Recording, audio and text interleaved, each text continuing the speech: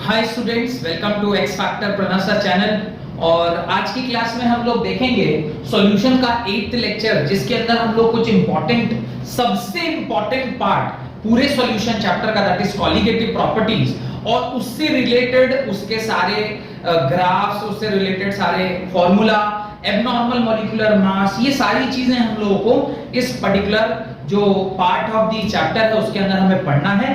तो हम लोग उसको एक एक करके पढ़ेंगे। पहले हम समझेंगे what is colligative properties. Colligative properties किसे कॉलिगेटिव प्रॉपर्टीज किसे कहते हैं, और किन चीजों की जानकारी हमें होती है, या सॉल्यूट की मात्रा या सॉल्वेंट की मात्रा, कैसे कॉलिगेटिव प्रॉपर्टीज को डिफाइन किया गया है। उसके बाद हम टाइप ऑफ कॉलिगेटिव प्रॉपर्टीज पढ़ेंगे, जिसके अंदर पहला जो है वो relative lowering of vapour pressure, यानी वेपर प्रेशर कब कम हो जाता है उसके बारे में पढ़ेंगे। एलिवेशन इन बॉइलिंग पॉइंट, आप बॉइलिंग पॉइंट को कैसे बढ़ाते हैं उसके बारे में भी पढ़ेंगे। Depression in freezing point, freezing point कब कम कर देते हैं वो भी पढ़ना है। और लास्ट में ऑस्मोसिस एंड ऑस्मोटिक प्रेशर, ये सारी की सारी चीजें जो भी इस पर्टिकुलर टॉपिक के अंदर हम पढ़ने वाले हैं, ये सब डे टू डे लाइफ में यूज होने वाली चीजें हैं। चाहे वो वेपर प्रेशर का नीचे जाना हो, या एलिवेशन ऑफ बॉइलिंग पॉइंट या बॉइलिंग पॉइंट का बढ़ना हो, या फ्रीजिंग पॉइंट का घटना। कई सारे ऐसे एग्जांपल है जहां पे मैं आपको बताऊंगा कि फ्रीजिंग पॉइंट हमें घटाने की जरूरत पड़ती है। और लास्ट ऑस्मोसिस या ऑस्मोटिक प्रेशर या रिवर्स ऑस्मोसिस, ये वर्ड यहीं से आया है। ऑस्मोसिस आपने सुना होगा आरओ वाटर के बारे में। आरओ वाटर क्या होता है? रिवर्स ऑस्मोसिस से जब किसी पानी को हम साफ करके पीते हैं तो उसको हम आरओ वाटर बोलते हैं। तो वो ऑस्मोसिस से ही आरओ वर्ड आया, यानी रिवर्स ऑस्मोसिस। तो वो भी हमें इस पर्टिकुलर पार्ट में सीखना है। और उसी से रिलेटेड एक टर्म है ऑस्मोटिक प्रेशर, तो वो भी हम इसी लेक्चर में जानेंगे। तो चलिए एक एक करके सारी चीजें समझते हैं। और सबसे पहले कॉलिगेटिव प्रॉपर्टीज के बारे में जानते हैं। What is colligative property? सबसे पहले आप कॉलिगेटिव प्रॉपर्टी की डेफिनेशन को लिख लें, ताकि हम उसको आगे समझने की कोशिश करेंगे। What is colligative property? Right, the word colligative is originated from Latin word है ये colligative, in which co means together, co मतलब together, और obviously co जहां जहां लगा है वो together के लिए ही यूज होता है। and ligate means to bind, यानी colligative, देखिए ध्यान से, ये जो वर्ड बना है वो colligative से बना है, co और ligate। ligate means to bind, bind मतलब आपस में एक दूसरे के साथ बंध कर रहना। co means together, co means together, together आपस में जब हम लोग बंध के रहते हैं तो बंधेगा कौन? इस पर्टिकुलर टॉपिक के अंदर कौन कौन बंधेगा? सॉल्यूट और सॉल्वेंट के पार्टिकल ही आपस में बॉन्ड बना रहे हैं। आपने लास्ट क्लास में देखा था, जैसे पीछे वाला लेक्चर है उसके अंदर हम लोगों ने ideal solution, non ideal solution के बारे में बताया है मैंने आपको। वहां पे उसके अंदर AA interaction, BB interaction and AB interaction, positive deviation, negative deviation, ये सारी बातें मैं कर चुका हूं। अगर आप डायरेक्टली ये वाला जो लेक्चर है उसको देख रहे हैं तो प्लीज मैं रिक्वेस्ट करूंगा कि पहले जाके आप पीछे के सारे लेक्चर्स को देखें। ये मेरा 8वां लेक्चर है, इसका मतलब ऑलरेडी 7 लेक्चर मैं बना चुका हूं। तो प्लीज पहले उन लेक्चर्स को देखिए and then come to this lecture, ताकि आपको जो अभी मैं समझाने की कोशिश कर रहा हूं कि कैसे सॉल्यूट और सॉल्वेंट के बीच में बॉन्ड बनता है, वो आपको समझ में आ जाएगा। तो कॉलिगेटिव प्रॉपर्टी का पहले डेफिनेशन लिखते हैं। The word colligate is originated from a Latin word in which co means together and ligate means to bind, full stop. The property of solution which depends only on the number of solute particle, the property of solution which depends only on the number of solute particles irrespective of their nature relative to the total number of particles present in the solution are called colligative properties। ऐसी property जो number of solute particle कितना मिलाया गया है, irrespective कि उसका nature कैसा है। हमें नेचर से कोई मतलब नहीं है, हमें सिर्फ मतलब है नंबर ऑफ सॉल्यूट पार्टिकल किसमें मिलाया गया है, नंबर ऑफ सॉल्यूशन में, माने टोटल पार्टिकल्स जो सॉल्यूशन में हैं उसमें सॉल्यूट के पार्टिकल्स कितने हैं, सिर्फ उसी के बेसिस पर जो प्रॉपर्टी डेवलप होके आती है उसे हम क्या कहते हैं? कॉलिगेटिव प्रॉपर्टीज कहते हैं। चाहे उसका नेचर वोलाटाइल हो या नॉन वोलाटाइल हो, उससे कोई फर्क नहीं पड़ता है। वो हम लोग चेक करेंगे कि कब कौन सी प्रॉपर्टी में किस तरह का सॉल्यूट डालते हैं तो क्या चेंजेस आते हैं, वो हम लोग चेक करेंगे। पर नेचर से हमें कोई मतलब नहीं, वो सॉलिड है, लिक्विड है, गैस है, वोलाटाइल है, नॉन वोलाटाइल, हमें इन सब चीजों से कोई मतलब नहीं है। हमें सिर्फ मतलब है कि कितना सॉल्यूट आपने डाला है सॉल्यूशन के अंदर और उससे प्रॉपर्टी में क्या चेंज आ गई है। वो प्रॉपर्टीज जो सॉल्यूट के सॉल्यूशन में मिलने से जो प्रॉपर्टीज को चेंज कर दे, उसको हम क्या कहते हैं, कॉलिगेटिव प्रॉपर्टीज कहते हैं। तो हो कॉलिगेटिव प्रॉपर्टी का मतलब आपको समझ में आ गया हो। कॉलिगेटिव प्रॉपर्टी मतलब सॉल्यूट के कितने पार्टिकल्स आप सॉल्यूशन में डाल रहे हैं या सॉल्वेंट में डाल रहे हैं, जिसकी वजह से जो प्रॉपर्टीज है वो चेंज हो जा रही है। ऑब्वियसली आपने देखा था, वेपर प्रेशर का एग्जांपल मैंने दिया था कि जब हम लोग एक नॉन वोलेटाइल सॉल्यूट ऐड करते हैं तो नॉन वोलेटाइल सॉल्यूट ऐड करने से क्या होता है, जो नंबर ऑफ पार्टिकल्स ऊपर जा रहे थे वो अब कम जा पाएंगे। आपको मैंने डायग्रामेटिकली दिखाया था, याद होगा आपको कि मैंने वो डायग्राम से आपको दिखाया था रेड कलर के और ब्लू कलर के जो पार्टिकल्स को मैंने शेड करके, और वो पूरा वो लेक्चर आपने देखा होगा, शायद पिछला लेक्चर ही था वो, उसके अंदर मैंने सारा कुछ आपको बताया हुआ है। तो वो जो प्रॉपर्टी में चेंज हो रहा है, चाहे उसके बॉइलिंग पॉइंट में चेंज हो जाए, चाहे उसके फ्रीजिंग पॉइंट में चेंज हो जाए, चाहे आप उसके वेपर प्रेशर को चेंज कर दें या उसके प्रेशर को चेंज कर दें, इन चारों में से किसी भी चीज को जब आप चेंज कर देते हैं तो वो सॉल्यूट की मात्रा जो इस प्रॉपर्टी को चेंज करती है उसी को हम क्या कहते हैं, कॉलिगेटिव प्रॉपर्टी। तो वो कॉलिगेटिव प्रॉपर्टी कितनी प्रकार की है, तो वो इसी 4 प्रकार की, जिसको एक एक करके हम इंडिविजुअली डिस्कस करेंगे यहाँ पे, ठीक है।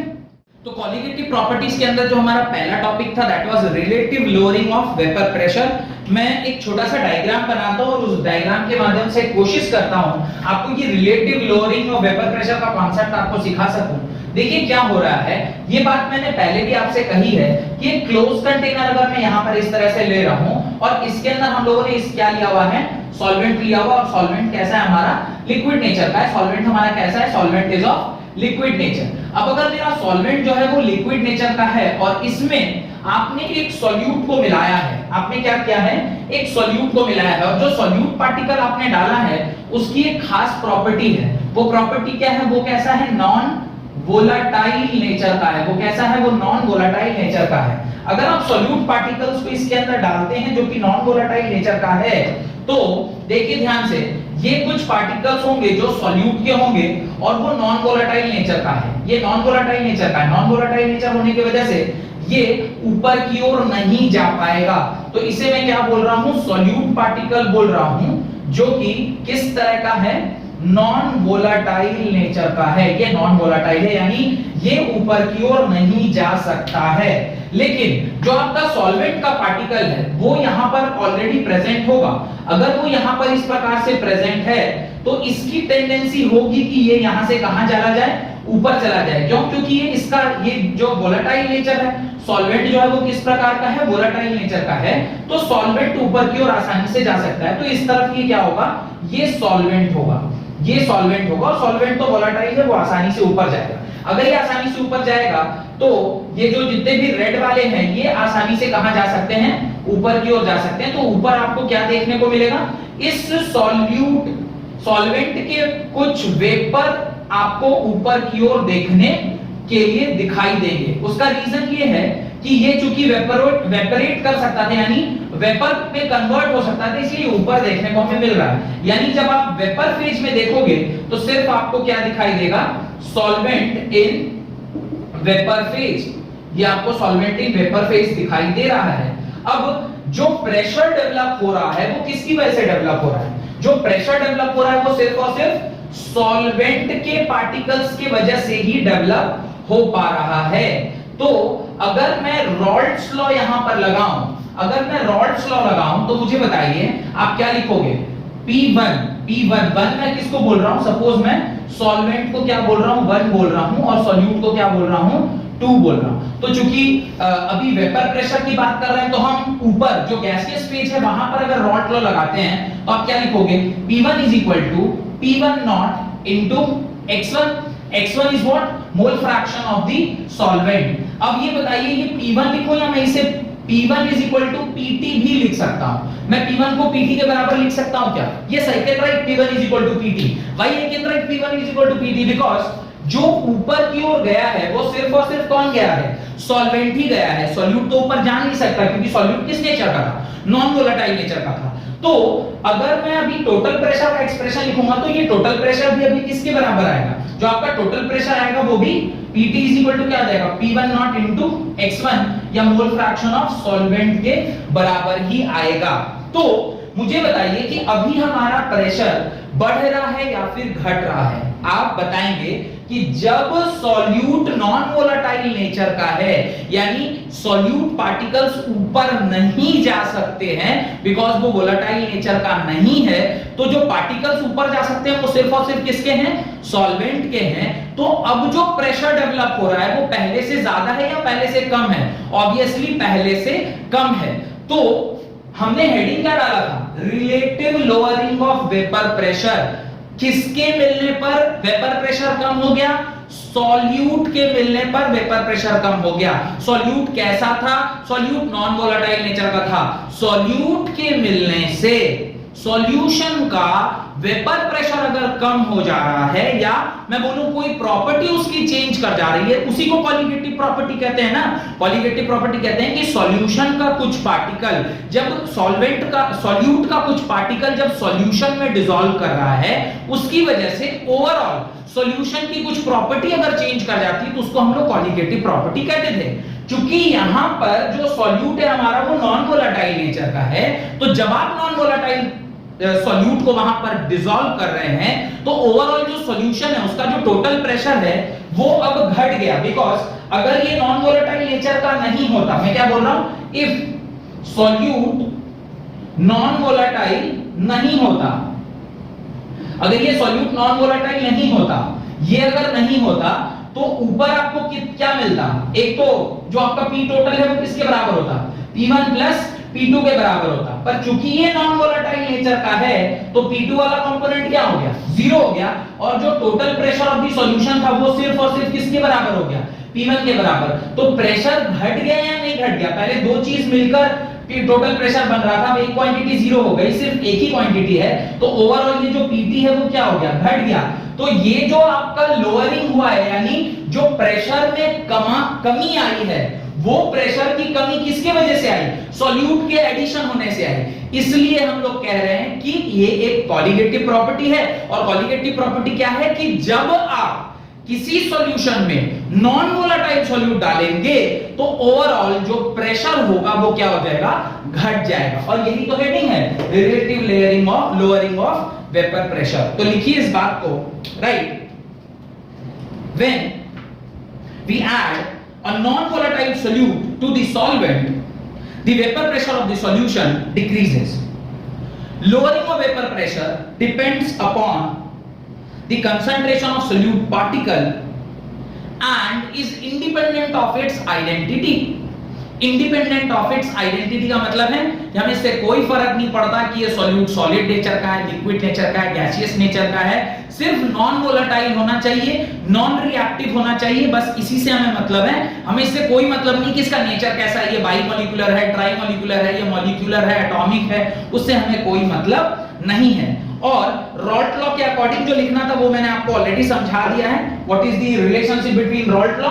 रॉल्ट लॉ कहता है कि जो प्रेशर है वो किसके बराबर होना चाहिए, P1 नॉट इनटू x1 के बराबर। क्योंकि हमारा इस पर्टिकुलर केस के अंदर जो P1 है वही Pt है, रीजन मैंने ऑलरेडी आपको समझा दिया है। तो Pt is equal to P1 not minus P1 not into x1 के बराबर आएगा। तो ये छोटा सा एक टर्म है।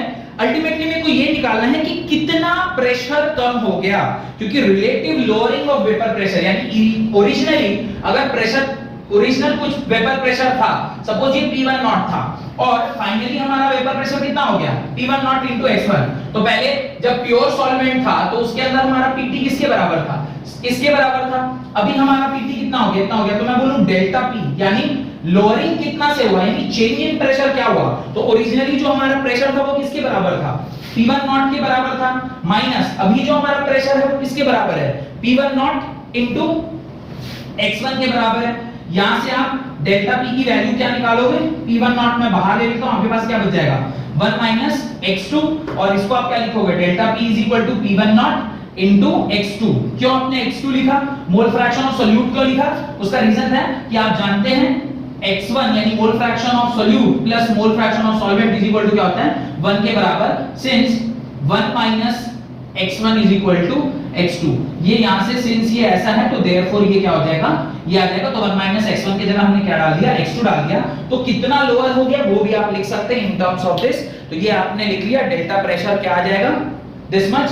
और यहां से अगर कोई पूछ ले आपको कि मोल फ्रैक्शन ऑफ सॉल्यूट कितना है, तो आपका आंसर क्या होगा, मोल फ्रैक्शन ऑफ सॉल्यूट होगा delta P whole divided by P1 not के बराबर।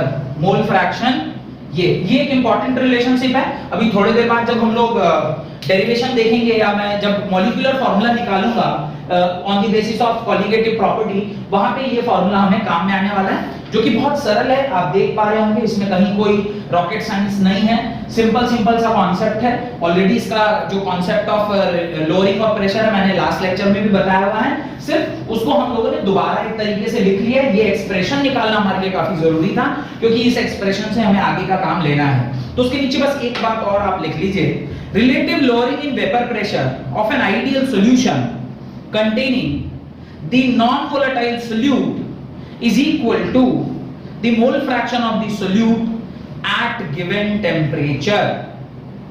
Relative lowering in vapor pressure of an ideal solution containing the non-volatile solute is equal to the mole fraction of solute at a given temperature. और ये जो मैंने अभी कहा है ना, वो इसी को मैंने इंग्लिश में लिखवाया है। ये relative lowering of vapour pressure, relative lowering मतलब कितना लो हो गया कितने में से, मतलब ये जो मोल फ्रैक्शन है सॉल्यूट का कितना लोअर हो गया, यानी P1 not minus P1 not into x1 whole divided by P1 not. ये तो रिलेटिव लोअरिंग है, यानी ये तो कितने से घट गया और कहां से घटा, तो ओरिजिनली ये था यहीं से घट के यहां आया, तो ये आपका डिक्रीज इन प्रेशर और ये original pressure. Decrease in pressure by original pressure is only known as relative lowering, delta P by P1 not. और यही रिलेटिव लोअरिंग है, और ये किसके बराबर आया है, ये मोल फ्रैक्शन ऑफ सॉल्यूट के बराबर, क्योंकि 2 से हमने किसको डिनोट किया है, सॉल्यूट को डिनोट किया, तो वो उसके बराबर आ रहा है। यही मैंने एक लाइन अभी आपको इंग्लिश में लिखवाई है, ठीक है। अब इसी के अंदर एक छोटा सा टॉपिक और है, that is determination of molar mass of solute. तो आपको अब क्या करना है, मोलर मास ऑफ सॉल्यूट, चूंकि आप ऑलरेडी मोल फ्रैक्शन निकाल चुके हैं, तो आपको सिर्फ क्या करना है, मोलर मास निकालना है। तो कंटिन्यूएशन में ही मैं आपको मोलर मास भी निकाल के दिखा देता हूं। होप कि ये आपने लिख लिया होगा। अगर ये लिख लिया है तो बहुत छोटा सा डेरिवेशन है, देखिएगा तो समझ में आ जाएगा। मैं सिर्फ ये वाला एक्सप्रेशन रख रहा हूं, क्योंकि ये एक्सप्रेशन ही से ही मुझे डेरिवेशन करना है। तो ये वाला सिर्फ एक्सप्रेशन मैं रख रहा हूं वहां पे। देखिए क्या है मोल फ्रैक्शन, आप x2 को क्या लिख सकते हैं, मोल fraction of solute by mole fraction of solvent plus mole fraction of solute. x2 का मतलब तो यही होता है। अगर मैं x2 को मास और उसका मॉलिक्यूलर वेट के टर्म्स में लिखूं, तो मैं क्या लिख सकता हूं, mole fraction of solute is equal to mass of solute by weight of solute whole divided by mass of solvent by weight of solvent plus mass of solute by weight of solute. यहां तक कोई doubt है तो पूछिए, ठीक है। अगर यहां तक आपको कोई डाउट नहीं है तो मैं यहां से एक छोटा सा कंडीशन लिख रहा हूं, देखिएगा। If this solution is dilute solution, ये कैसा सॉल्यूशन है, डाइल्यूट है। अगर ये डाइल्यूट है, डाइल्यूट होने का मतलब सॉल्वेंट और सॉल्यूट में एक रिलेशनशिप है। सॉल्यूट जो है वो काफी कम है with respect to solvent. Dilute होने का मतलब यही होता है कि सॉल्यूट की मात्रा काफी कम है विद रिस्पेक्ट टू सॉल्वेंट। अगर ऐसा है तो ये वाली जो क्वांटिटी है इसको मैं इसके रिस्पेक्ट में क्या कर सकता हूं, नेग्लेक्ट कर सकता हूं। तो मैं इसको क्या कर दूंगा, नेग्लेक्ट कर दूंगा। तो मैं इसे क्या नहीं, जो आपका सॉल्यूट वाला पार्ट था उसको मैं नेग्लेक्ट कर देता हूं। That is m2/w2 can be neglected with respect to m1 by w1। अगर ऐसा है तो अब मोल फ्रैक्शन की जो वैल्यू है वो क्या हो जाएगी, m2/w2 whole divided bye m1/w1 के बराबर। हो कि ये बात आपको समझ में आ गई। अगर ये बात आपको समझ में आ गई है तो ये x2 की जगह पे मैं क्या लिख सकता हूं, delta p by p1 not लिख सकता हूं ना, क्योंकि x2 ये हमने expression from the mole fraction के कॉन्सेप्ट से निकाला और वो x2 कहां से आया, फ्रॉम दी रॉल्ट लॉ। इसको हम कहां से लेकर आए हैं, रॉल्ट लॉ से लेकर आए हैं, रॉल्ट लॉ से हमें मिला है। दोनों x2 को हम क्या कर देंगे, इक्वेट कर देंगे। और जब दोनों x2 को हम क्या करेंगे, इक्वेट करेंगे, तो फिर मुझे क्या करना होगा, ध्यान से देखें। इन दोनों को, इसको इक्वेशन नंबर आप 1 मान लो, इसको इक्वेशन नंबर 2 मान लो। अगर इक्वेशन नंबर 1 और इक्वेशन नंबर 2 आपने ऐसा माना है तो इन दोनों को बराबर करते हैं। मैं यहीं पे बराबर कर रहा हूं, देखिए delta p by p1 not is equal to m2 by w2 whole divided by m1 by w1। आपने अभी निकालना क्या था, determination of molar mass of solute, यानी इस पूरे टर्म में आपको क्या निकालना है, मोलर मास यानी मॉलिक्यूलर मास ऑफ सोल्यूट निकालना है। मास अपॉन मॉलिक्यूलर मास, तो यानी W2 आपको अल्टीमेटली क्या चाहिए, यू रिक्वायर W2। इस पूरे में से W2 आप कैलकुलेट कर सकते हैं। थोड़ा सा इन सारी चीजों को रीअरेंज करिएगा तो आपको आसानी से W2 का टर्म निकल के आ जाएगा। और W2 का टर्म क्या होगा मैं अभी बता देता हूं आपको, what will be the value of W2। यहां से थोड़ा सा सॉल्व करते हैं। मैं थोड़ा सा इसे मिटा रहा हूं, ऊपर वाला ये जो मोल फ्रैक्शन वाला टर्म है इसको मैं थोड़ा सा मिटा ले रहा हूं ताकि मुझे थोड़ी जगह मिल जाए लिखने के लिए। अभी देखिए delta p by p1 not is equal to m2 by w2 whole divided by m1 by w1। मुझे ये चाहिए, मैं इसको क्रॉस मल्टीप्लाई करता हूं, delta p by p1 not into m1 by w1 is equal to m2 by w2। अब यहां से सिर्फ जो टर्म हमें नहीं पता है वो कौन सा टर्म है, वो W2 वाला टर्म है। मैं W2 को एक तरफ रख लेता हूं, बाकी सबको एक तरफ। क्या लिखूंगा, W2 is equal to M2 into W1 whole divided by, अच्छा इंटू P1 नॉट भी है, whole divided by M1 into delta P। और ये W2 इज इक्वल टू आ गया M2 into W1 into P1 not whole divided by M1 into P1 not minus P1 not x1। ये पूरा का पूरा आपका क्या हो गया, एक्सप्रेशन आ गया। डन। ये जो आपका एक्सप्रेशन आया है इसके अंदर M2 क्या है, what is M2, mass of solute. What is W1, molecular mass of solvent. P1 not is original pressure. P1 not आपको पता है प्योर सॉल्वेंट का जो प्रेशर होता है उसको P1 नॉट बोलते हैं।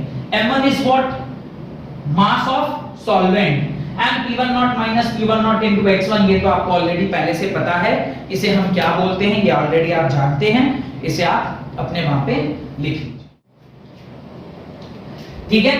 इसी को मैं चाहूं तो ऐसा भी लिख सकता हूं, that is M2 into W1 into P1 not whole divided by M1 into P1 not minus P1 के बराबर। ये एक्सप्रेशन ऑलरेडी मैंने पहले आपको लिखवाया था कि PT जो है वो किसके बराबर होता है। आपको ध्यान होगा, आप देखिए आपके एक्सप्रेशन में वहां पे मैंने लिखा है PT जो है वो किसके बराबर होता है, P1 के बराबर होता है। तो आप टोटल प्रेशर, यही टोटल प्रेशर के बराबर था तो इसकी जगह आप P1 भी लिख सकते हैं। यहां पे देखिए अगर हम चाहें इसको तो मोल के टर्म्स में भी डिफाइन कर सकते हैं, तो मैं वो मोल के टर्म्स में इसे डिफाइन करके आपको दिखा देता हूं, सो दैट कि कई बार ना एग्जाम में मोल्स के टर्म में पूछा रहता है तो आप वो भी आप निकाल सकते हो। तो ये भी एक एक्सप्रेशन है जिसमें मोल फ्रैक्शन का टर्म नहीं है, इसको भी आप डब्बे में बंद कर सकते हो, पर ultimately these two are one and the same thing. पर एक और एक्सप्रेशन आप लिख सकते हो, that is M2 into W1 into P1 not. अभी देखना ये P1 नॉट को ना मैं नीचे लेके चला जाऊंगा, ये P1 नॉट को मैं नीचे लेके चला जाऊंगा, यानी P1 नॉट माइनस P1 ये यहां लिखा हुआ है, इसको मैं यहां से ना इसके नीचे डिवाइड में भी ले जा सकता हूं, ठीक है। ये क्या लिखा हुआ है थोड़ा ध्यान से देखिए, ये लिखा हुआ है original pressure minus final pressure by original pressure. ये किसके बराबर होगा, N2 by N1 के बराबर। ये क्या होगा? मोल फ्रैक्शन के बराबर। क्यों? क्योंकि ये लिखा हुआ है N2 by N2 plus N1 plus N2, और ये वाली चीज को हमने क्या किया था? नेग्लेक्ट किया था ना। क्यों नेग्लेक्ट किया था? क्योंकि सॉल्यूट के पार्टिकल जो है वो काफी कम है विद रिस्पेक्ट टू सॉल्वेंट, तो ये वाला टर्म क्या हो गया? नेग्लेक्ट हो गया। तो आप इसको क्या लिख सकते हो? N2 by N1। तो आप W2 मोल के टर्म्स में जब डिफाइन करोगे तो आप क्या लिखोगे? M2 into W1 whole divided by M1 into N2 by N1, और ये N1 जब ऊपर आ जाएगा तो यूं N1 ऊपर लिख देंगे और इसे इस तरह से मिटा देंगे। तो ये भी आपका एक एक्सप्रेशन बनता है when you know the values in terms of mole fraction. तो सॉरी मोल, तो आपको मोल पता हो तो मोल के टर्म्स में लिख लीजिए, अगर आपको वेट और मासेस के टर्म में पता है तो ये लिख लीजिए। आपको तीन फार्मूला दिया है, इस तीनों में से जो भी यूज करना है आप depending upon the value given to you आप इसको आसानी से यूज कर सकते हैं। ठीक है, तो ये देख लीजिएगा इसको एक बार। तो बहुत आसान सा डेरिवेशन है, थोड़ा लंबा था, दो तीन बार मिटा के करना पड़ा, इसलिए मैंने एक ही फ्लो में रखा है। मैं कट नहीं कर रहा, एडिट नहीं कर रहा इसको, क्योंकि वो इसलिए जरूरी है ताकि आप देख सकें कि कैसे कैसे कौन सी वैल्यू हमने कहां से उठा के कहां पे रखी है। ये एक इंपॉर्टेंट सा कॉन्सेप्ट था कि ये मोल फ्रैक्शन का, क्योंकि प्रेशर के टर्म्स में मोल फ्रैक्शन और प्रेशर, जब हम गैसेस की बात करते हैं तो प्रेशर का रेशियो और मोल का रेशियो सेम होता है। ये हम लोगों ने क्लास 11th में पढ़ा हुआ है। तो total pressure minus initial pressure या final pressure, initial pressure minus final pressure by initial pressure, ये जो है वो मोल फ्रैक्शन के बराबर है, x2 के बराबर। और x2 क्या है? Moles of 2 by moles of 1 plus moles of 2। Moles of 2 हम क्यों नेग्लेक्ट कर रहे हैं? बिकॉज़ सॉल्यूट के पार्टिकल जो है वो सॉल्वेंट के रिस्पेक्ट में क्या है? कम है। अगर कम है तो उसे हम नेग्लेक्ट कर रहे हैं, और नेग्लेक्ट करने पर उसके जगह पर हम N2 by N1 लिख सकते हैं। तो हमने इसके जगह पर N2 by N1 लिखा, और N1 चूंकि डिनोमिनेटर में आ रहा था तो ऊपर मल्टीप्लाई कर दिया, तो W2 आ गया M1 into W1 into N1 whole divided by M1 into N2, जहां पर M2 क्या है? मास ऑफ सॉल्वेंट, M1 क्या है? मास ऑफ सोल्यूट, W1 क्या है? Molecular mass of solvent solute, N2 is moles of solute, M1 is moles of solvent, और ये आपका मॉलिक्यूलर मास है जिसको आप डिटरमाइन करना चाहते थे। तो इस प्रकार से पूरा का पूरा आपका ये फॉर्मूला बन के आ गया। इसके ऊपर न्यूमेरिकल एग्जाम में पूछा जाता है, तो थोड़ा सा देख लीजिएगा। एग्जाम में ये अकेला ही अगर पूछा जाएगा ना तो आपको 3 मार्क्स का क्वेश्चन डायरेक्टली दिया जा सकता है। किसी एक कॉलिगेटिव प्रॉपर्टी के बारे में आपसे 3 नंबर में सवाल पूछा जा सकता है। देखिए 2 तरह के सवाल बनते हैं इसके अंदर। एक तो चारों कॉलिगेटिव प्रॉपर्टी बता दो तो 5 मार्क्स क्वेश्चन आ जाएगा। अब चारों कॉलिगेटिव प्रॉपर्टी में आपको ये सारा डेरिवेशन करने की आवश्यकता नहीं है, सिर्फ कॉन्सेप्ट समझाना है। पर अगर वो एक पूछ रहा है तो 3 नंबर का क्वेश्चन आएगा, उसके अंदर आपको कॉन्सेप्ट भी समझाना और साथ साथ ये डेरिवेशन भी करना है। ठीक है, पूरा 1 नंबर में आपसे एक क्वेश्चन आपको पूरा पूछा जा सकता है। डन। ये फॉर्मूला बहुत इंपॉर्टेंट था। ये सारे इसके फॉर्मेट है फॉर्मूले के। मैं ये नहीं बोल रहा कि कोई एक ही फॉर्मूला, ये सब फॉर्मूला ही है, ये सारा का सारा फॉर्मूला है। अब किसी भी तरीके से आपसे सवाल पूछा जा सकता है। कई बार क्या होता है, relative lowering of vapour pressure directly दे दिया, यानी ये पूरा फ्रैक्शन ही, ये पूरी वैल्यू ही दे दी, बाकी सब चीज दिया हुआ है, तो डायरेक्टली ये फॉर्मूला भी लगा सकते हैं। किसी भी तरीके से सवाल पूछा जा सकता है, आप उसको सॉल्व कर सकते हैं। डन। नेक्स्ट हेडिंग डालें, एलिवेशन इन बॉइलिंग पॉइंट। तो कॉलिगेटिव प्रॉपर्टीज का पहला प्रॉपर्टी ऑलरेडी आपको समझ में आ गया है। Now we are moving to the second colligative property, that is elevation in boiling point. अच्छा, एक चीज मैं भूल गया पिछले सेशन में बताना, यानी पिछले पार्ट में, जहां पे आपको नोट डालकर एक बात जरूर लिख लेना चाहिए कि कॉलिगेटिव प्रॉपर्टी वेपर प्रेशर नहीं है। Vapour pressure is not a colligative property, lowering of vapour pressure is also not a colligative property. Colligative property is relative lowering of vapour pressure. देखिए तीनों बातों में ना डिफरेंस है। Vapour pressure is what? Vapour pressure means आप जो ऊपर vapour phase में जो प्रेशर ले रहे हैं, दैट इज वेपर प्रेशर। वो P1 is equal to P1 naught into x1, P2 is equal to P2 naught into x2। ये P1 P2 ये जो वेपर प्रेशर है, this is not colligative property. अगर ओरिजिनली कुछ P टोटल था और finally कुछ P टोटल है, तो उनके बीच का जो चेंज है डेल्टा P, ये भी कॉलिगेटिव प्रॉपर्टी नहीं है। यानी वेपर प्रेशर एक कॉलिगेटिव प्रॉपर्टी नहीं है, लोअरिंग ऑफ वेपर प्रेशर भी कॉलिगेटिव प्रॉपर्टी नहीं है। मैं लिख देता हूं, ध्यान से समझिएगा, फिर मैं स्टेटमेंट में लिखवा दूंगा। वेपर प्रेशर एक कॉलिगेटिव प्रॉपर्टी नहीं है, ये कॉलिगेटिव प्रॉपर्टी नहीं है। Lowering of vapour pressure, lowering of vapour pressure VP, ये भी एक कॉलिगेटिव प्रॉपर्टी नहीं है, but relative lowering of vapour pressure ये एक कॉलिगेटिव प्रॉपर्टी है। मतलब delta P by original pressure, change in pressure by original pressure, this is a colligative property. ध्यान रखिएगा, बहुत इंपॉर्टेंट बात है। मैं पिछले वाले सेशन में बोलना भूल गया, नहीं बोल पाया, मैंने हेडिंग डाल दिया है, पर इसको ना लिख लीजिएगा अपनी कॉपी में, फिर ये हेडिंग डालिएगा। Vapour pressure is not a colligative property, lowering of vapour pressure is not a colligative property, but relative lowering of vapour pressure is a colligative property. इसको नोट डालकर लिखिए, relative lowering in vapour pressure is a colligative property, while vapor pressure and lowering of vapor pressure is not a colligative property। और colligative property किसे कहते हैं ये already मैंने आपको समझा रखा है। colligative property वो है जो सॉल्यूट की मात्रा जब सॉल्यूशन में आती है और वो उस प्रॉपर्टी को चेंज कर दे, तो उसे हम क्या कहते हैं, रिलेटिव लोअरिंग, उसे हम कहते हैं colligative property, जो कि relative lowering of vapour pressure जो है वो एक colligative property है, पर वेपर प्रेशर या lowering of vapour pressure is not at all a colligative property. अब आपके मन में ये डाउट आ रहा, मेरे को तो आ रहा है, आपको भी आना चाहिए, सर वेपर प्रेशर नहीं है ये तो समझ में आ रहा है, पर लोअरिंग ऑफ वेपर प्रेशर कैसे नहीं है? वेपर प्रेशर का डिक्रीज करना क्या सिर्फ और सिर्फ सॉल्यूट की मात्रा को ऐड करने पर ही डिपेंड करता है? नहीं, there are so many things, even you change the temperature, vapour pressure low हो जाएगा। आप वो बहुत सारे फैक्टर्स हैं जिससे आप वेपर प्रेशर को लो कर सकते हैं, पर अब रिलेटिव लोअरिंग मतलब कितना था और कितना कम हो गया, वो तभी होगा जब आप उसमें कुछ सॉल्यूट के पार्टिकल्स डाल रहे हैं। तो सिर्फ सॉल्यूट के पार्टिकल्स डालने से ये प्रॉपर्टी चेंज की जा सकती है, पर लोअरिंग तो कई तरीके से किया जा सकता है, इसलिए ये भी कॉलिगेटिव प्रॉपर्टी नहीं है, ये भी कॉलिगेटिव प्रॉपर्टी नहीं है, सिर्फ relative lowering of vapour pressure ही एक कॉलिगेटिव प्रॉपर्टी है। ये बात को ध्यान में रखते हुए then will move on to the next topic, that is elevation in boiling point. ये एलिवेशन इन बॉइलिंग पॉइंट क्या है, कैसे है, वो सारी चीजें अभी मैं आपको समझाता हूं। बहुत आसान सा कॉन्सेप्ट है, समझिएगा, तुरंत समझ में आ जाएगा। देखिए हो क्या रहा है, आप बॉइलिंग पॉइंट को एलिवेट कर रहे हैं, आपका जो कुछ भी बॉइलिंग पॉइंट है उसको आप इंक्रीज कर रहे हैं, यानी आपने सॉल्यूट पार्टिकल को डालने से, सॉल्यूट आपने किस में मिलाया है, सॉल्वेंट में मिलाया है। जब आपने सॉल्यूट को सॉल्वेंट में मिलाया तो जो आपका सॉल्यूशन था उसका बॉइलिंग पॉइंट बढ़ गया, यानी इस सॉल्यूट के इस सॉल्वेंट में ऐड होने से जो सॉल्यूशन फॉर्म हुआ उसका बॉइलिंग पॉइंट इंक्रीज कर गया। वो सॉल्यूट का पार्टिकल जो सॉल्वेंट में डालने के बाद सॉल्यूशन की एक प्रॉपर्टी, बॉइलिंग पॉइंट उसकी एक प्रॉपर्टी है, उसको चेंज कर दे, तो उसको हम क्या बोलेंगे, कॉलिगेटिव प्रॉपर्टी बोलेंगे।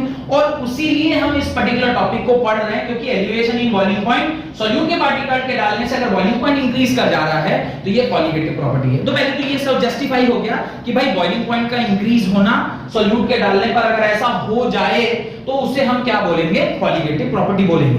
अब मेरे मन में डाउट आएगा, सर पहले बॉइलिंग पॉइंट कैसे इंक्रीज कर रहा है और बॉइलिंग पॉइंट होता क्या है? तो सबसे ये तो सवाल, क्योंकि आप लोग थोड़े दूर दूर बैठे हुए हैं, मेरे से काफी दूर है, अगर क्लास में होते तो शायद मैं आपसे पूछता कि बॉइलिंग पॉइंट बताइए क्या होता है। तो बॉइलिंग पॉइंट में पूछता तो कुछ लोग कुछ और अलग अलग टाइप के आंसर देते। कुछ लोग कहते सर वो टेम्परेचर जिस पे लिक्विड सब्सटेंस बॉईल करने लग जाए वो बॉइलिंग पॉइंट। कुछ लोग कहते हैं 100 degree Celsius is a boiling point. तमाम अलग अलग तरह के आंसर आते, चूंकि अभी तो मैं क्लास में नहीं बैठा हुआ हूं, यानी आप लोग क्लास में नहीं है, मैं अकेला हूं क्लास में, तो मुझे आंसर मिल नहीं पा रहे, पर सबके मन में कुछ इसी तरह के जवाब चल रहे होंगे कि सर जिस टेम्परेचर पर जो भी लिक्विड को आप हीट दे रहे हैं वो बॉईल करने लग जाए तो समझिए वो उसका बॉइलिंग पॉइंट है, उसको हम टेम्परेचर माप लेंगे और वही उसका बॉइलिंग टेम्परेचर होगा। लेकिन सबसे पहली बात जो आपको समझ में आनी चाहिए वो ये है कि बॉइलिंग पॉइंट क्या होता है, क्योंकि ये लोअरिंग या एलिवेशन इन बॉइलिंग पॉइंट ये तो बाद में समझ में आएगा, पहले तो मुझे यही समझ में आना चाहिए कि सर ये बॉइलिंग पॉइंट होता क्या है। ध्यान से समझिए, when vapor pressure of the solution becomes equal to the atmospheric pressure, उस टेम्परेचर पे वो लिक्विड क्या करने लग जाता है, बॉईल करने लग जाता है। तो आप इस बात को पहले लिखिए, तब हम लोग आगे बढ़ेंगे। The boiling point of a liquid is that temperature at which its vapor pressure becomes equal to the atmospheric pressure। Vapour pressure जब एटमॉस्फेरिक प्रेशर के बराबर हो जाए, यानी जो आपके उस कंटेनर का जो वेपर प्रेशर है, यानी जो नीचे लिक्विड है, इसके ऊपर जो कुछ पार्टिकल्स थे, उस पार्टिकल का जो P1 है या मैं बोलूं P टोटल है, वो जब P टोटल जब atmospheric pressure that is 1 atm के बराबर हो जाए, उस पर्टिकुलर पॉइंट पे हम उसको क्या बोलते हैं, वो लिक्विड क्या करने लग जाता है, बॉईल करने लग जाता है। अब जब आप उस पर्टिकुलर लिक्विड में क्या डालोगे, नॉन वोलेटाइल सॉल्यूट डालोगे। मैं वापस से पिक्चर एक बार और बनाता हूं सो दैट कि आपको क्लियर हो। वैसे तो वो पिक्चर मुझे रहने ही देना चाहिए था, मुझे मिटाना ही नहीं चाहिए था, पर ठीक है, कोई बात नहीं, आप लोग भी फ्रेश से बनाएंगे ताकि हर टॉपिक में वो चूंकि बहुत रिक्वायर्ड है वो पर्टिकुलर डायग्राम, तो उसको रहना चाहिए। आपके नोट्स में भी उसको डाल लीजिएगा। तो हम लोग क्या कर रहे हैं, ये हमारा सॉल्वेंट है, इस सॉल्वेंट का हम लोग कुछ पार्टिकल ले रहे हैं, suppose this is the particles of solvent या सॉल्यूट जो भी बोलिए।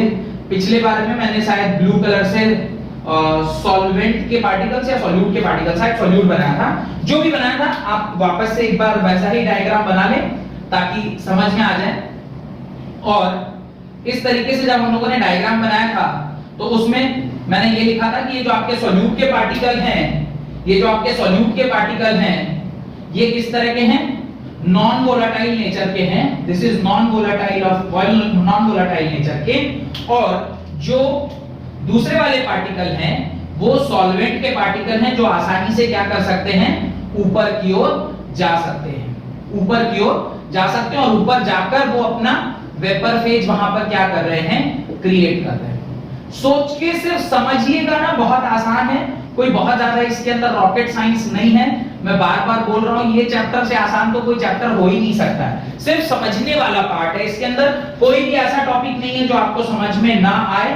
This is solvent present in vapour phase, in vapour phase. अब ध्यान से समझिएगा, मैं समझाता हूं कि कैसे एलिवेट हो रहा है बॉइलिंग पॉइंट। देखिए, अब ये जो सॉल्यूट हमने यहां पर ऐड किया वो किस नेचर का है, नॉन वोलेटाइल नेचर का। अगर यहां पे 100% सिर्फ और सिर्फ सॉल्वेंट के पार्टिकल होते तो प्रेशर क्या होता, ज्यादा होता। प्रेशर ज्यादा होता तो जो आपका टेम्परेचर जिस पर वो बॉयल कर रहा होता वो भी क्या होता, ज्यादा होता। लेकिन जब हमने इसके अंदर का जो सॉल्वेंट पार्टिकल था उसकी मात्रा हमने क्या कर दी, कम कर दी। कैसे कम कर दी, सॉल्यूट को ऐड करके। अब सॉल्यूट ऐड हो गया तो हमारा प्रेशर कम हुआ या बढ़ गया, हमारा प्रेशर कम हो गया। अब चूंकि हमारा प्रेशर, कौन सा pressure, total pressure of the solution, क्योंकि total pressure of the solution किसकी वजह से, सिर्फ और सिर्फ सॉल्वेंट की वजह से, क्योंकि सॉल्वेंट ही वेपरेट कर रहा है, यानी वोलेटाइल नेचर का है, सॉल्यूट तो वोलेटाइल नहीं है। तो अब जो हमारा प्रेशर ऊपर डेवलप हो रहा है, यानी ऊपर वाला जो प्रेशर है जिसको मैं P सॉल्वेंट बोल रहा हूं, ये जो ऊपर का प्रेशर है वो सिर्फ और सिर्फ किसकी वजह से, वो सिर्फ और सिर्फ सॉल्वेंट की वजह से। अब पहले वाले केस में जहां पे प्योर सॉल्वेंट था वहां पर प्रेशर ज्यादा है और अभी प्रेशर क्या है, कम है। अब मैं दो केस बना रहा हूं। केस 1 ध्यान से समझिएगा, यहां पे प्योर सॉल्वेंट लिया तो इस टाइम पे जो आपका प्रेशर था उसे मैं P1 नॉट बोल रहा हूं। केस 2 ले रहा हूं, जो केस मैंने अभी यहां पे बनाया हुआ है, इसके अंदर जो हमारा सॉल्वेंट है उसके करस्पॉन्डिंगली जो प्रेशर डेवलप हुआ उसे मैं क्या बोल रहा हूं, P1 बोल रहा हूं। मुझे एक चीज बताइए, ये बड़ा होगा या ये बड़ा होगा? Obviously P1 not will be greater than P1। क्यों? क्योंकि यहां पे सिर्फ पार्टिकल्स जो है वो कम मात्रा में है, कम मात्रा में पार्टिकल्स होंगे तो उसके द्वारा जो प्रेशर क्रिएट किया जाएगा वो कम होगा, तो उसका वेपर प्रेशर कम हो जाएगा। लेकिन पहले चूंकि नॉन वोलेटाइल सॉल्यूट वहां नहीं था, प्योर सॉल्वेंट था, तो पूरा का पूरा सरफेस से वो क्या हो रहा था, ऊपर उठ रहा था, तो नंबर ऑफ पार्टिकल्स जो वेपर फेज में जा रहे थे वो ज्यादा जा रहे थे, तो उसकी वजह से जो प्रेशर जनरेट होकर आ रहा था वो ज्यादा है। तो इसलिए ये वाला ज्यादा है, ये कम है। ठीक है, अब देखिए, ये हमारा सपोज करिए 1 एटीएम प्रेशर है, यहां पर आपका 1 एटीएम प्रेशर है। अब यहां से ये जो आपका प्योर सॉल्वेंट है, यहां से यहां बढ़ना ज्यादा आसान है, या फिर अगर ये यहां कम है, मैं बोल रहा हूं कि ये कहीं यहां पर प्रेजेंट है, तो यहां पर प्रेजेंट होगा तो यहां से यहां इसको 1 एटीएम बढ़ना होगा। ध्यान से समझिएगा, यहां बॉइलिंग पॉइंट का डेफिनेशन क्या है? बॉइलिंग पॉइंट का डेफिनेशन है when the vapour pressure becomes equal to atmospheric pressure. अब ये इससे नजदीक है तो कम ही टेम्परेचर लगेगा और ये यहां से यहां पहुंच जाएगा, लेकिन जब हमने उसमें नॉन वोलेटाइल सॉल्यूट ऐड कर दिया तो इसका प्रेशर क्या हो गया? कम हो गया। कम हो गया तो अब यहां से अगर मुझे यहां पहुंचना है तो यहां पर टेम्परेचर क्या लगेगा? ज्यादा लगेगा। यानी जो बाद वाला सॉल्यूशन है उसमें आपको टेम्परेचर ज्यादा देना पड़ेगा in order to boil it. पहले वाले केस में चूंकि डिफरेंस कम का था तो यहां पर आपको ज्यादा टेम्परेचर ना लग के कम टेम्परेचर लगता, क्योंकि यहां डिफरेंस ज्यादा का है प्रेशर का, तो आपको ज्यादा टेम्परेचर लगाना पड़ेगा। और जब आप ज्यादा टेम्परेचर लगाएंगे तो जो पहले का बॉइलिंग पॉइंट था उससे अब का बॉइलिंग पॉइंट क्या हो जाएगा? बढ़ जाएगा। Elevation in boiling point. Hope कि ये कॉन्सेप्ट आपको क्लियर हो रहा है। अगर नहीं हो रहा है तो मैं वापस से एक बार फिर से समझा देता हूं, कोई दिक्कत की बात नहीं, पर एक बार इस कॉन्सेप्ट को समझ गए ना तो एग्जाम में you can write very easily, बहुत आसानी से आप लिख देंगे। क्या है देखिए, दो तीन बातें ध्यान में रखनी है। पहली बात जो आपको ध्यान में रखनी है वो क्या है कि बॉइलिंग पॉइंट का डेफिनेशन क्या है? बॉइलिंग पॉइंट का डेफिनेशन है when vapour pressure of liquid becomes equal to the atmospheric pressure. जो टेम्परेचर, जिस पर जितना टेम्परेचर देकर या जितना हीट देकर आप उसके वेपर प्रेशर को उसके बराबर कर देते हैं, then it becomes your boiling point. यानी वेपर प्रेशर जब इक्वल होगा तो वेपर प्रेशर कैसे 1 एटीएम के बराबर होगा? आप टेम्परेचर देंगे, टेम्परेचर के देने से प्रेशर बढ़ेगा, प्रेशर बढ़ के क्या हो जाएगा? 1 एटीएम के बराबर आ गया। यानी जो आपका प्रेशर यहां पर था, यानी ये आपका प्योर सॉल्वेंट का प्रेशर है, इसको आपने हीट दिया, हीट देंगे तो प्रेशर बढ़ेगा और ये दोनों क्या हो गए? आपस में बराबर हो गए। तो जितना टेम्परेचर आपने दिया in order to increase the pressure from this particular point to 1 atm, उतना करस्पॉन्डिंगली वही उसी पॉइंट पे जो टेम्परेचर है वो आपका क्या हो गया? बॉइलिंग पॉइंट हो गया। अब सेकेंड वाला केस क्या कह रहा है कि आप, ये आपका ओरिजिनल था, प्योर सॉल्वेंट था, ये आपका 1 एटीएम था।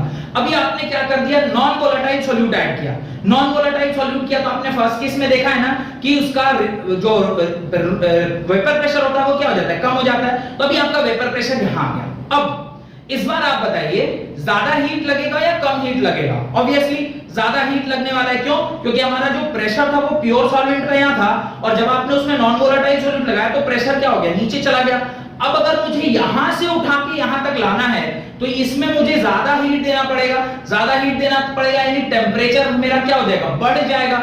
इसीलिए बोलते हैं कि जब आप किसी भी पर्टिकुलर सॉल्वेंट में नॉन वोलेटाइल सॉल्यूट डालते हैं तो उसका प्रेशर कम हो जाता है। प्रेशर कम होगा तो ज्यादा हीट देनी पड़ेगी in order to make reach that particular point. Atmospheric pressure पहुंचाने में आपको ज्यादा टेम्परेचर देना पड़ेगा तो आपका बॉइलिंग पॉइंट क्या हो जाएगा? बढ़ जाएगा। That is only called as elevation in boiling point. तो ये अगर आपको बात समझ में आ गया तो लगे हाँ, तो हम लोग इसका ग्राफ भी चेक कर लेते हैं सो दैट कि आपको वो और थोड़ी सी क्लैरिटी आ जाएगी। ये वाला कॉन्सेप्ट ही मैंने अभी आपको ये हाथ से जो करके दिखाया ना वो यही बताने की कोशिश कर रहा था। अभी देखिए मैं यहीं पर आपको ना लगे हाँ तो ग्राफ भी दिखा देता हूं। ग्राफ देखिएगा तो और ज्यादा क्लैरिटी आएगी आपके अंदर कि किस प्रकार से एलिवेशन इन बॉइलिंग पॉइंट हो रहा है। ध्यान से देखिएगा, वेपर प्रेशर वर्सेस टेम्परेचर का ग्राफ बना रहा हूं। किसका ग्राफ है? वेपर प्रेशर वर्सेस टेम्परेचर का ग्राफ। ये आपका वेपर प्रेशर है और ये आपका टेम्परेचर है। ये आपका टेम्परेचर है। वेपर प्रेशर वर्सेस टेम्परेचर का ग्राफ पे बना रहा हूं और यहां पर एक पॉइंट में डाल रहा हूं जिसको मैं बोलता हूं 1 एटीएम। यानी जो कुछ भी सॉल्यूट आप यूज कर रहे हैं उस सॉल्यूट का जो वेपर प्रेशर है जब इस पर्टिकुलर लाइन को कट करेगा उस पॉइंट पे जो टेम्परेचर होगा वो आपका क्या होगा? Vapour pressure. अब मैं प्योर सॉल्वेंट का जो ग्राफ ड्रॉ कर रहा हूं तो ये आपका प्योर सॉल्वेंट हो गया प्योर सॉल्वेंट मतलब जो उसके करस्पॉन्डिंगली प्रेशर था वो कितना था, P1 नॉट के बराबर था। P1 नॉट धीरे धीरे धीरे अपने टेम्परेचर बढ़ाया, सपोज यहां पर आप प्रेजेंट थे, अभी यहां से मैं हीट दे रहा हूं, टेम्परेचर बढ़ा रहा हूं, जिस पॉइंट पर ये P1 नॉट किसके बराबर हो जाए, P ATM के बराबर हो जाए, उस पॉइंट पर जो टेम्परेचर आएगा that is only the boiling point, उसे मैं क्या बोल रहा हूं, TB बोल रहा हूं, that is known as TB not. मैं इसे TB नॉट बोल रहा हूं, ओरिजिनल, क्योंकि प्योर था इसलिए ओरिजिनल। अब देखिए, जब हम इस सॉल्वेंट में कुछ नॉन वोलाटाइल सॉल्यूट ऐड करेंगे, जब इस सॉल्वेंट में कुछ नॉन वोलाटाइल सॉल्यूट ऐड होगा तो जो सॉल्यूशन बनेगा उसका वेपर प्रेशर कुछ कम हो जाएगा। अगर मैं उसका वेपर प्रेशर कम करूंगा तो मैं अभी उसको थोड़ा सा इस तरफ बना रहा हूं। रीजन इस तरफ बनाने का, क्योंकि इसका प्रेशर क्या हो जाएगा, अभी अगर यहां पर है प्रेशर तो इस सॉल्यूशन का प्रेशर कहां पर आएगा, थोड़ा सा उससे कम आएगा, कम आना भी चाहिए, क्योंकि अभी पहला वाला जो कॉन्सेप्ट हमने पढ़ा है उसमें देखा था कि there will be decrease in the pressure, pressure घट जाएगा, लोअरिंग ऑफ प्रेशर होगा, तो प्रेशर घट गया। अगर प्रेशर घटा तो ग्राफ कहां से स्टार्ट होगा, थोड़ा नीचे से स्टार्ट होगा। तो ये वाला जो ग्राफ है ये किसका ग्राफ है, ये सॉल्यूशन का ग्राफ है। ये किसका ग्राफ है, ये सॉल्यूशन का ग्राफ, और इसके करस्पॉन्डिंगली जो प्रेशर है वो P1 है। अब मुझे इस P1 को कहां तक लेके जाना है, 1 atm तक लेके जाना है। 1 atm तक लेके जाने में अगर ये सपोज करिए यहां पर उस ग्राफ को क्या कर रहा है, कट कर रहा है, तो उसके करस्पॉन्डिंगली जो टेम्परेचर होगा जहां पर ये इस ग्राफ को कट कर रहा होगा उसे मैं क्या बोलूंगा, TB बोलूंगा। अब ये टेम्परेचर का लाइन है, टेम्परेचर प्लॉट हुआ है, तो आप ये क्या बोलोगे, डेल्टा TB यानी चेंज इन बॉइलिंग पॉइंट कितना आएगा, final minus initial, that is TB minus TB not. तो चेंज इन जो हुआ बॉइलिंग पॉइंट वो बड़े में से छोटा। तो अभी दो चीजें समझ में आ गई। पहली बात ये समझ में आई कि आपका बॉइलिंग पॉइंट बढ़ गया, कैसे बढ़ा, ग्राफिकली भी आपको समझ में आ गया कि ओरिजिनली हमारा प्रेशर यहां था, जब हमने नॉन वोलेटाइल सॉल्यूट ऐड किया तो प्रेशर हमारा कम हो गया, तो ग्राफ ऑफ सॉल्यूशन थोड़ा नीचे से बढ़ना स्टार्ट हुआ, और कंडीशन तो वही है बॉयल होने की कि आपका वेपर प्रेशर किसके बराबर हो जाए, 1 atm पर। तो जहां पर ये इस लाइन को कट करेगा वही 1 atm होगा, वहां के करस्पॉन्डिंगली जो टेम्परेचर है वो नया टेम्परेचर होगा, यानी सॉल्यूट को ऐड करने के बाद का टेम्परेचर होगा। अब उन दोनों के बीच का जो डिफरेंस है that is only called as change in the temperature of boiling point. और बढ़ गया, कितने से बढ़ गया, तो एलिवेशन कितने से हुआ, तो डेल्टा TB से एलिवेट कर गया हमारा बॉइलिंग पॉइंट। कब एलिवेट कर गया, जब हमने उसमें क्या ऐड कर दिया, नॉन वोलेटाइल सॉल्यूट ऐड कर दिया। ये बात मेरे ख्याल से आपको समझ में आ गई होगी। अगर ये बात समझ में आ गई है तो उसके नीचे सिर्फ एक छोटा सा एक्सप्रेशन, ये तो आपने ग्राफ बना लिया होगा, ये डेल्टा TB लिख लिया होगा, सिर्फ एक लाइन वहां ऐड कीजिए, for a dilute solution experimentally it is seen that the elevation in boiling point is directly proportional to the molar concentration of solute in the solution. Experimentally word को underline कर दीजिएगा क्योंकि ये हमारे हाथ में नहीं है। एक्सपेरिमेंटली हमें पता चला है कि जो एलिवेशन इन बॉइलिंग पॉइंट है यानी डेल्टा TB है वो directly proportional to the molal MOLAL molal, molality, molar concentration of the solute in the solution के बराबर है। मतलब इस ग्राफ के नीचे आप ये लिख सकते हो, delta TB is directly proportional to molar concentration. अब देखिए क्योंकि यहाँ पे प्रोपोर्शनैलिटी है तो इसके सामने एक इज इक्वल टू साइन आएगा, इज इक्वल टू साइन आएगा तो एक कांस्टेंट आएगा जिसे मैं KBM के नाम से लिख सकता हूं। तो delta TB is equal to KBM, ये हमारा एक्सप्रेशन आएगा where KB is a constant of proportionality called as molar boiling point elevation constant. KB is constant of proportionality called as molar boiling point elevation constant or ebullioscopic constant, EBU LLIO SCOPIC, ebullioscopic constant, and the unit of KB is Kelvin kg mole inverse, Kelvin kg mole inverse. Done.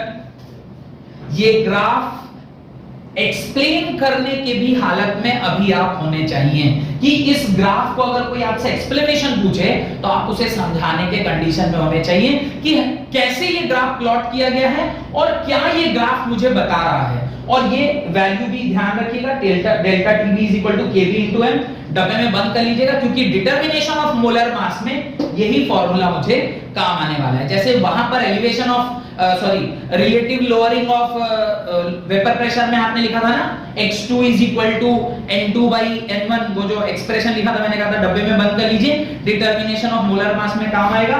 वैसे ही ये वाला expression भी अभी थोड़ी देर बाद आपको उसमें काम आएगा, जो आपका डेरिवेशन है उसके अंदर काम आएगा। तो मेरे ख्याल से एलिवेशन ऑफ बॉइलिंग पॉइंट क्या होता है, उसके कॉन्सेप्ट, उसका ग्राफ आपको समझ में आ गया है। तो नेक्स्ट हेडिंग डालिए determination of molar mass of solute. Ultimately कितना सॉल्यूट आप उसके अंदर डाले हैं हमें यही पता करना होता है, तो वही हम डिटरमाइन करते हैं कि जो सॉल्यूट आपने डाला है उसका मोलर मास क्या है। तो नेक्स्ट इसी के अंदर जो हेडिंग है वो डालें determination of molar mass of solute. तो अब हमें डिटरमाइन करना है कि मोलर मास ऑफ सॉल्यूट क्या है। देखिए पहले मैं मोलालिटी का डेफिनेशन लिखता हूं। Molality is what? Moles of solute. मैंने सॉल्यूट को शायद 2 माना था, मुझे याद आ रहा है जैसा। Moles of solute into 1000 by mass of solvent in KG. तो केजी के वजह से तो मैंने 1000 डाल दिया, यानी mass of solvent in gram. Mass of solvent या molecular mass? Mass of solvent. Mass of solvent means m1 in gram. ये आपका मोलालिटी का डेफिनेशन मैंने यहां पे लिख दिया। Molality is equal two moles of solute into 1000 bye weight of solvent यानी मास ऑफ सॉल्वेंट इन ग्राम। और जो एक्सप्रेशन आप जानते हैं वो क्या जानते हैं? Delta TB is equal to KB into M, यही आप जानते हैं। अब आप क्या करिए, सिंपली इस केबी इनटू एम के जगह पे ये वाला एक्सप्रेशन आप लिख दीजिए। तो delta TB is equal to KB into M के जगह पे आप क्या लिखोगे? n2 into 1000 bye m1। कोई दिक्कत? Delta TB is equal to KB into mole के जगह पे आप क्या लिखोगे? Mass upon molecular mass. Mass of solute by molecular mass of solute into molecular mass of solute into 1000 whole divided by m1। आपको ultimately ये जो हम लोग डेरिवेशन कर रहे हैं उसमें हमें क्या चाहिए? W2 चाहिए। तो W2 को छोड़ के बाकी सारी चीजों को एक जगह रख देंगे तो हमारा काम निकल जाएगा। तो एक स्टेप और लगेगा, delta TB is equal to KB into M2 into 1000 whole divided by W2 into M1।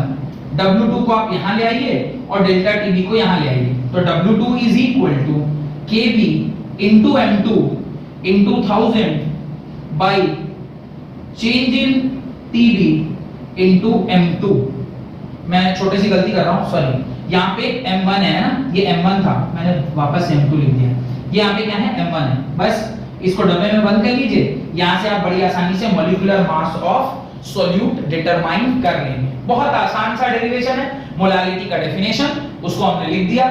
Delta TB क्या होता है उसको मोलालिटी के टर्म्स में, ये हमने ऑलरेडी अभी थोड़ी देर पहले ग्राफ के नीचे डिराइव किया था। कई बार क्या होता है डायरेक्टली क्वेश्चन में ये सारे डेटा ना देकर आपको ये डेल्टा टीबी ग्राफ से कैलकुलेट करवा सकता है। अगर ग्राफ दे देगा तो आप चेंज इन टेंपरेचर निकाल लोगे ना, करस्पॉन्डिंगली डेल्टा टीबी नॉट क्या है, टीबी क्या है, उसके बीच का डिफरेंस। तो कई बार ग्राफिकली भी ये सवाल पूछ लेते हैं। तो ग्राफ दिया रहेगा तो आप डेल्टा टीबी निकाल लोगे। केबी का वैल्यू आपको जनरली दिया रहता है क्योंकि ये तो कांस्टेंट है, कांस्टेंट की वैल्यू दी रहती है। एम की वैल्यू आप डाल दें, एम मतलब मोलालिटी, मोलालिटी की वैल्यू आप यहां से पुट कर दें। मोलालिटी होता है moles of solute into 1000 by mass of solvent in KG. तो केजी के वजह से 1000 डाल दिया, इसमें हमने ग्राम लिखा है, उसको हमने रिप्लेस कर दिया। यहां से W2 हमें निकालना था, W2 हमारा आ गया। तो इस प्रकार से हमने जो पहला दोनों कॉलिगेटिव प्रॉपर्टीज है उसको पूरा कंप्लीट कर दिया है। सिर्फ इन दोनों के ऊपर एक छोटा छोटा क्वेश्चन रह जाता है। तो क्वेश्चन में एक बार लास्ट में जब चारों प्रॉपर्टीज हो जाएगी ना तो एक सेशन सिर्फ न्यूमेरिकल के ऊपर डाल दूंगा जिसके अंदर पूरा चारों प्रॉपर्टीज के ऊपर जो न्यूमेरिकल है उसको हम लोग एक बार पूरा कंप्लीट कर लेंगे। तो मुझे ऐसा विश्वास हो पा रहा है कि मैंने जो दोनों प्रॉपर्टीज आज आपको कॉलिगेटिव की पढ़ाई है, पहला वाला जो आपका relative lowering of vapour pressure है जो कि ऑलरेडी पढ़ा हुआ था, सिर्फ उसको थोड़ा सा और समझने की कोशिश की है तो वो भी समझ में आ गया होगा। और आज जो मैंने बताया एलिवेशन इन बॉइलिंग पॉइंट, ये भी आपको क्लियर हो गया। अभी दो प्रॉपर्टी और रह गई, एक डिप्रेशन इन फ्रीजिंग पॉइंट और ऑस्मोसिस एंड ऑस्मोटिक प्रेशर। ये वाला जो पार्ट है ये हम लोग अगले लेक्चर में कंटिन्यू करेंगे। होपफुली कल की क्लास में या परसों की क्लास में मैं आपको वो दोनों पॉइंट भी पढ़ा दूंगा। और अगर मेरे वीडियोस आपको ठीक से समझ में आ रहे हैं तो प्लीज सेशन को लाइक करिए। गुरु दक्षिणा समझिए, लाइक करना, शेयर करना, यही गुरु दक्षिणा है अभी फिलहाल तो प्लीज मेरे सेशन को लाइक करिए, ज्यादा से ज्यादा दोस्तों के साथ शेयर करिए। और हाँ, अगर चैनल पे नए हैं तो प्लीज सब्सक्राइब करिए, और सब्सक्राइब करते वक्त वो बेल को भी जरूर दबाइएगा, सो दैट कि जो भी वीडियो मैं बनाऊं उसका नोटिफिकेशन आप तक पहुंच पाए। बहुत बहुत धन्यवाद। कोरोना का समय है, अपना ख्याल रखिए, घर वालों का भी ख्याल रखिए, कोरोना से बचे रहिए और मन लगाकर पढ़ाई करते रहिए। बहुत बहुत धन्यवाद।